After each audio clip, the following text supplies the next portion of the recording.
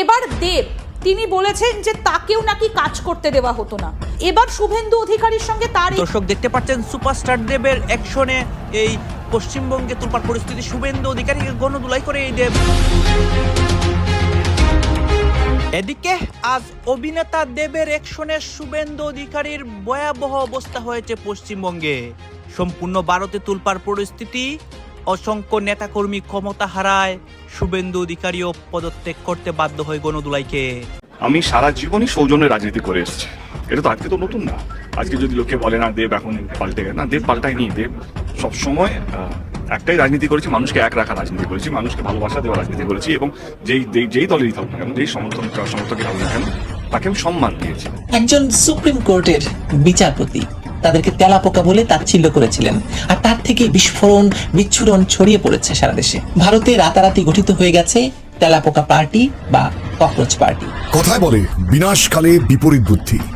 মমতা বন্দ্যোপাধ্যায়ের ভোটে হেরে ক্ষমতাচ্যুত হওয়ার পর সেরকমই বুদ্ধি বিনাশের সমস্ত লক্ষণ ফুটে উঠেছে।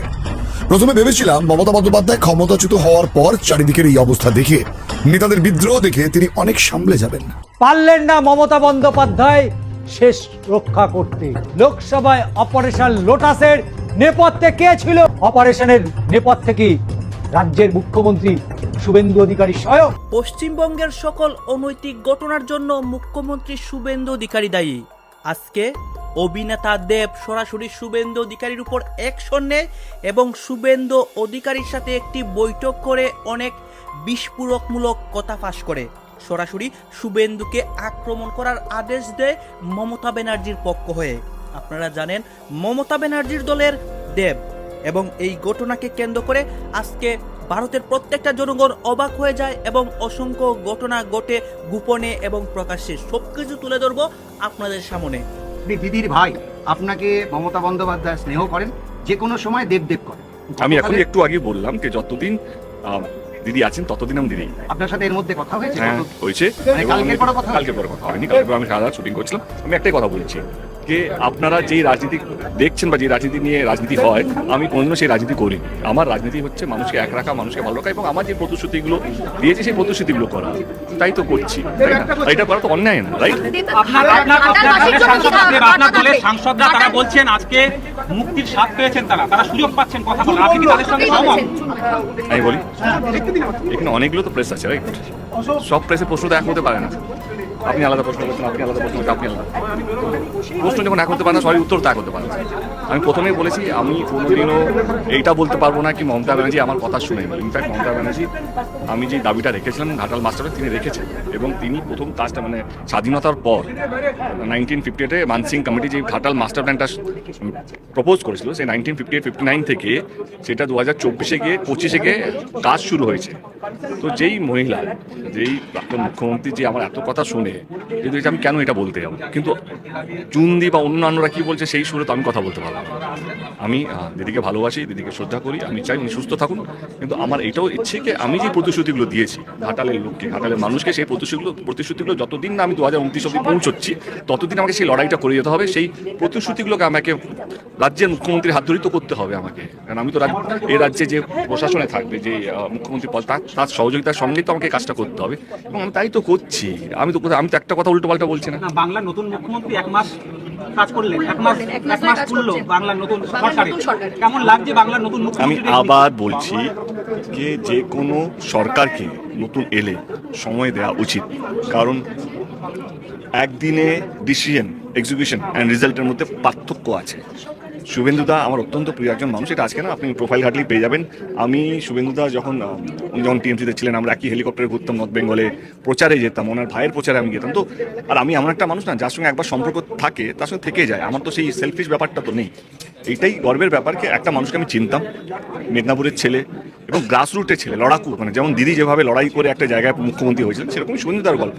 তিনিও লড়াই করে মার খেয়ে মাটি কামড়ে পড়ে থেকেছেন, আজকে তিনি মুখ্যমন্ত্রী হয়েছেন। তো একটা মানুষকে আমি 10-12 বছর ধরে চিনি, সেই মানুষটা যদি আজকে মুখ্যমন্ত্রী হয়েছে, এটা আমি আলাদা মানে, তো তাতে গর্ব হওয়ার ব্যাপারই। যদি আজকে মিঠুনদা যদি মুখ্যমন্ত্রী হতো, তাতে আমি কি বলতাম না? আপনারা মিঠুনদার সঙ্গে আমার সিনেমা দেখেছেন বলে আপনারা ঠিক আছে, কিন্তু এই যে সিনেমার বাইরেও যে একটা সম্পর্ক থাকে, যে আমরা একটা সময় দিনের পর দিন যখন তৃণমূলকে কিভাবে জেতাবো তখন একটা স্বপ্ন দেখলেন, তারপর উনি ওনার লড়াইটা করেছেন, আজকে তিনি তার লড়াইটা করে আজকে যে জায়গায় পৌঁছেছেন সেটা তো আমাদের সবাইকে রেসপেক্ট করতেই হবে। এইখানে আমার মনে হয় আমি তো এই রাজনীতিই করে এসেছি।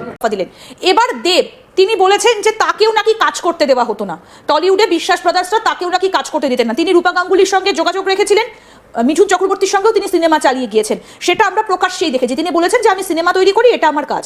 এবার শুভেন্দু অধিকারীর সঙ্গে তার এই যে সম্পর্ক, কোথাও গিয়ে কি পুরো বিষয়টাই সেই একই দিকে যাচ্ছে? মানে কি দেবও কি তাহলে এবার বৈঠকে না থাকলেও তিনিও কি তাহলে এবার তৃণমূল ছাড়া? প্রথম কথাটি হলো, দেব তো ফিল্ম করছিলেন, ভালো ভালো ফিল্মও দিচ্ছিলেন, মানে হিটও করিয়েছেন, প্রজাপতি বা অন্যান্য যে ফিল্ম। এবার দেবকে কাজ করতে দেওয়া হচ্ছিল না এটা তো আমাদের মনে হয়নি, কারণ দেব অনেক হিট ফিল্ম দিয়েছে। প্রধান বলে একটা ফিল্ম আছে যাতে অনেককেই নেওয়া হয়েছে, সেটাও হিট ফিল্ম। তো কাজেই দেবকে কাজ করতে দেওয়া হচ্ছিল না এটা মনে হয় না সত্যি কথা। এখন বর্তমান এটা দেব আশঙ্কা করতে পারেন যে বর্তমান বিজেপি হয়তো ওর গায়ে তৃণমূলী গন্ধ বলে কাজ করতে দেবে না, তার ফলে উনিও বিজেপির দিকে যাচ্ছেন, এটা হতে পারে। কিন্তু সেটা আসল বক্তব্য না। আসল বক্তব্যটা হলো এদেরকে ভাঙানোর হঠাৎ কেন দরকার পড়ে যাচ্ছে বিজেপির। এটার কারণটা হলো সংসদে একটা ডিলিমিটেশন বিল ওদেরকে পাস করাতে হবে, এবং সেই সঙ্গে আরেকটা যেটা আছে যেটা বলা হচ্ছে না, কিন্তু কিছুটা ক্ষেত্রে রাহুল গান্ধী বলছেন বা অন্য লোকে বলছেন যে নরেন্দ্র মোদী আর কতদিন প্রধানমন্ত্রী থাকবেন, তারপরে প্রধানমন্ত্রীটা কে হবে। আর 2027 সালে উত্তরপ্রদেশ ইলেকশন জেতার পরে RSS যোগী আদিত্যনাথকে পুশ করবে না তো প্রধানমন্ত্রীর জন্য, তাতে কি অমিত শাহের বাজবে? কারণ এই যে পুরো জিনিসটা ঘটছে এটার পেছনে অমিত শাহ এবং শুভেন্দু অধিকারীর একটা বড় ভূমিকা আছে, এবং অমিত শাহ এদেরকে এই কাজগুলো করতে বলছেন। আজকে তো যে যা খুঁজে দেবে বলতে পারেন, রাজীব কুমার যদি মমতা ব্যানার্জির থেকে ওরকম প্রোটেকশন পেয়ে আজকে বিজেপির দিকে চলে যেতে পারে। তারপর সায়নী ঘোষ যখন যাচ্ছেন তখন নিশ্চয়ই কোনো মানে মামলা থেকে বাঁচতে যাচ্ছেন। কাজে যে যা বলছে রাজনীতিকদের কোনোদিন কথায় কি বলে তাতে বিশ্বাস করবেন না, সবসময় তারা কি করছেন তাতে বিশ্বাস করবেন। কাজে দেব আজকে বলতে পারেন যে মমতা ব্যানার্জি এই করেছে, মমতা ব্যানার্জি ওকে ওই করেছেন। আমরা তো দেখেছি মমতা ব্যানার্জি ওকে বিবেকানন্দ বানিয়ে ওর TRP বিরাট বাড়িয়ে দিয়েছিলেন, মানে দেবের কোনো ফান্ডিংয়ের কোনো অভাব হতো না ইত্যাদি সব কিছু হতো। হ্যাঁ, কিছু ক্ষেত্রে দেবকেও প্রশংসা করতে হয় যে দেব কিন্তু তুলনামূলকভাবে ভদ্র ভালো লোক ছিল, এবং অনির্বাণ ভট্টাচার্যের মতো টলিউডের যাদেরকে স্বরূপ বিশ্বাস এবং অন্যরা সাইলেন্ট করার চেষ্টা করেছে, দেব তাদের পাশে দাঁড়িয়েছিলেন, এটা সত্যি কথা। কিন্তু তার মানে কি বলে আমাকে কাজ করতে দেওয়া হতো না, তৃণমূলের সময় কাজ করতে দেওয়া হতো না, এখন আমাকে তাহলে কাজ করতে দেওয়া হবে বিজেপির সময়? তাহলে দেবের এখন আর চিন্তা করার কি আছে? তখন তো আপনি ছিলেন, এখনো তো আপনি থাকবেন, তাহলে এখন আপনি কি অজুহাত দিচ্ছেন? কিন্তু এটাও তো ঠিক যে 2024 লোকসভার আগে দেব দাঁড়াতে চাননি ঘাটাল ইস্যুকে নিয়ে, তাকে তো শেষ পর্যন্ত রাজি করানো হয়েছিল। দেব তো তখনই সরে দাঁড়াতে চেয়েছিলেন। দেব যখন 2014 সালে দেবকে দাঁড় করানোর কথা হয়েছে তখন দেব কি বলেছেন সেই ক্লিপিংটা একটু আপনি যদি আসেন। দেব একটা অত্যন্ত বাজে কথা ব্যবহার করেছিলেন, বলেছিলেন মনে হচ্ছে আমাকে ধর্ষণ করা হচ্ছে, তাই তো? দেব তো প্রতিবারই দাঁড়াতে চান না, তারপর উনি প্রতিবারই দাঁড়ান।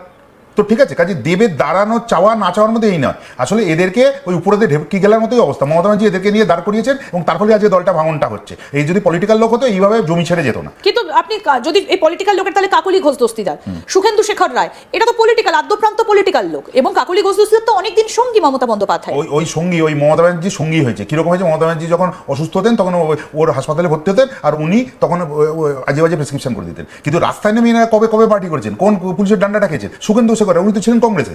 তো কাজেই একেবারে মমতার সঙ্গে হার্ড করে যদি মদন মিত্র যেতেন বলা যেত যে ওই যেমন পুলিশের সেল খাচ্ছেন, মার খাচ্ছেন। আপনি ওই 21শে জুলাই কাকুলিকে দেখেছেন? 21শে জুলাই যে ওই পুলিশের গুলি চলছে, মদন মিত্রের কথা বললেন, এই যে শিউলি সাহা এত মুকুল রায়ের সঙ্গে এসেছেন। এবার এদের নিশ্চয়ই এদের অনেক কিছু মানে ইন্টারেস্ট আছে, সেলফ ইন্টারেস্ট। একটা কথা বলুন শাহবাবু, সেটা হচ্ছে রাগটা কি মমতা বন্দ্যোপাধ্যায়ের উপর, নাকি অভিষেক বন্দ্যোপাধ্যায়কে সামনের সারিতে এনে প্রজেক্ট করাটাই আসল রাগ?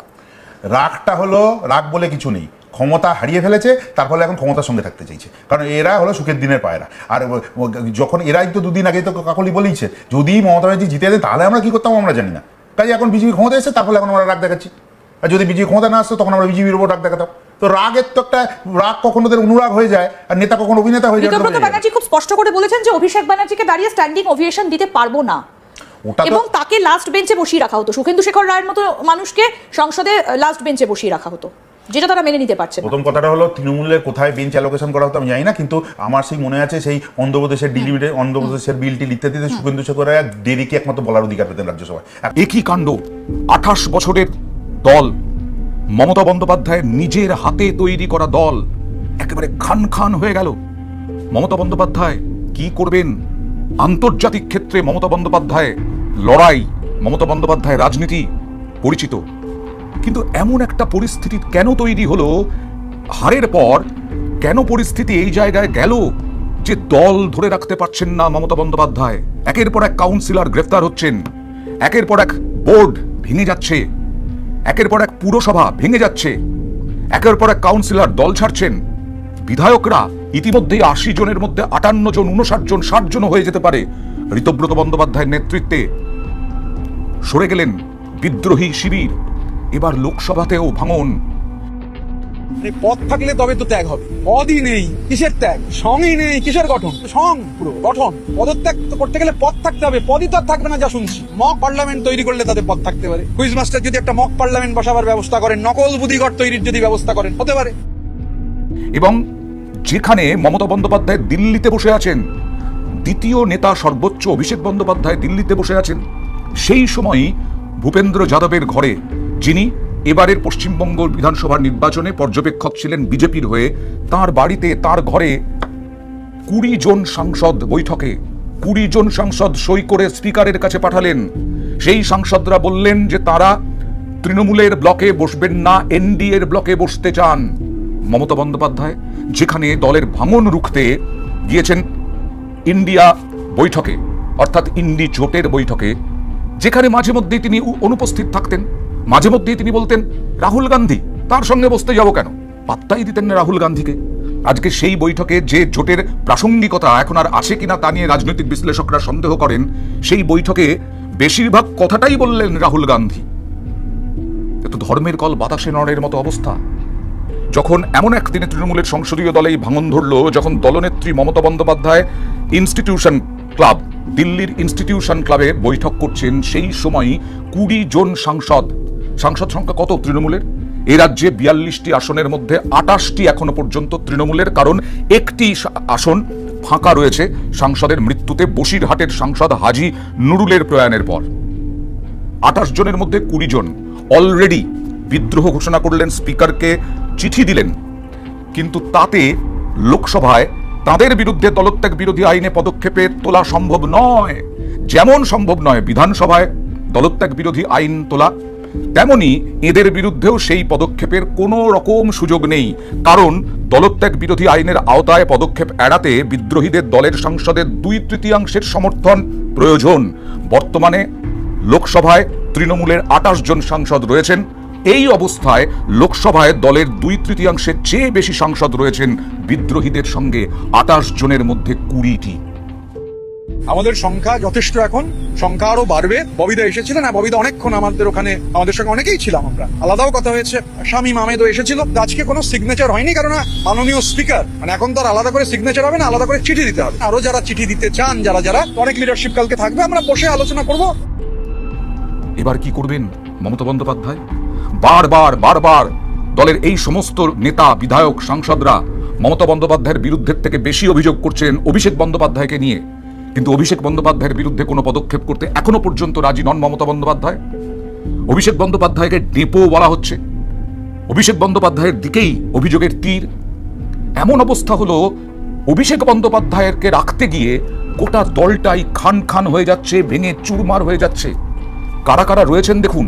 একজন সুপ্রিম কোর্টের বিচারপতি তাদেরকে তেলাপোকা বলে তাচ্ছিল্য করেছিলেন, আর তার থেকে বিস্ফোরণ ছড়িয়ে পড়েছে সারা দেশে। ভারতে রাতারাতি গঠিত হয়ে গেছে তেলাপোকা পার্টি বা ককরোচ পার্টি, এবং কি তাদের উদ্দেশ্য তা নিয়ে বিশ্বময় চলছে বিস্তর আলাপ। মাসুদা ভাট্টির ভিডিও কলামেও এই ককরোচ পার্টির বিষয়টি নিয়ে আলাপ হবে না তা তো হয় না, তাই না? আসুন তো খোঁজ করে দেখা যাক কি হচ্ছে সেখানে, কি করছে তারা। ভারতীয় রাজনীতিতে নতুন দল জন্ম নেওয়া খুব বড় ঘটনা নয়। বিশ্বের বৃহত্তম গণতন্ত্রে প্রতিনিয়ত দল গড়ে ওঠে, দল ভাঙে, জোট হয়, জোট ভাঙে।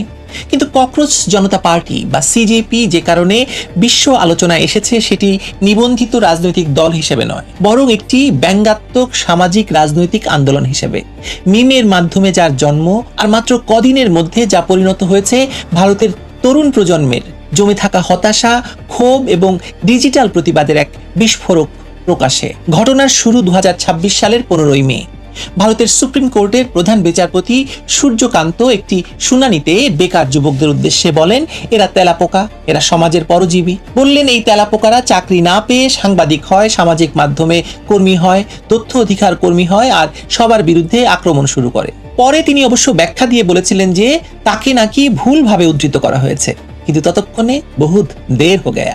শব্দটি ইন্টারনেটের হাতে চলে গেছে, আর একবার কোনো শব্দ ইন্টারনেটের হাতে চলে গেলে সেটি আর অভিধানের অর্থে থাকে না। নতুন রাজনৈতিক অর্থ পেয়ে যায়। পরদিন সকালে এই সুযোগটা নিয়েছেন বোস্টন বিশ্ববিদ্যালয়ে পলিটিক্যাল কমিউনিকেশনে পড়া সাবেক আম আদমি পার্টির সোশ্যাল মিডিয়া ভলান্টিয়ার 30 বছরের তরুণ অভিজিৎ।